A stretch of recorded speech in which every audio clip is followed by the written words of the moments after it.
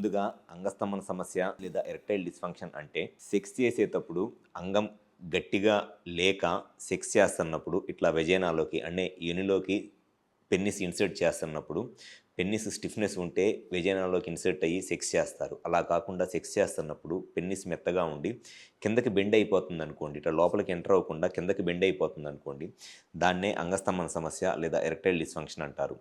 అయితే ఈ అంగస్తంభన సమస్య లేదా ఎరెక్టైల్ డిస్ఫంక్షన్ అనేది మగవాళ్ళు కామన్గా ఎదుర్కొనే సెక్షువల్ సమస్య.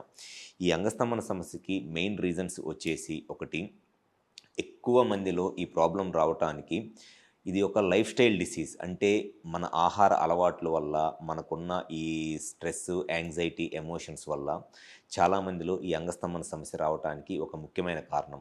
హార్మోన్స్‌లో ఏదైనా ప్రాబ్లమ్ ఉన్నా, అంటే సెక్స్‌కి సంబంధించిన సెక్షువల్ హార్మోన్స్ ఉంటాయి. టెస్టోస్టెరాన్, ప్రొలాక్టిన్, ఈస్ట్రోడియోల్ అనే హార్మోన్స్ ఉంటాయి. ఈ హార్మోన్స్‌లో గనక ఏదైనా ప్రాబ్లమ్ వస్తే దానివల్ల కూడా ఈ అంగస్తంభన సమస్య వచ్చిద్ది.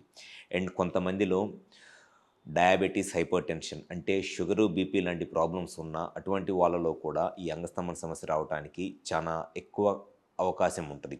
దాంతో పాటు స్మోకింగ్, ఆల్కహాల్. సో, ఎక్కువగా సిగరెట్లు తాగుతున్నా, లేకపోతే డైలీ ఆల్కహాల్ తాగే వాళ్ళకి, ఇటువంటి వాళ్ళలో కూడా ఈ అంగస్తంభన సమస్య చాలా ఫ్రీక్వెంట్‌గా కనపడే ప్రాబ్లమ్ అనమాట.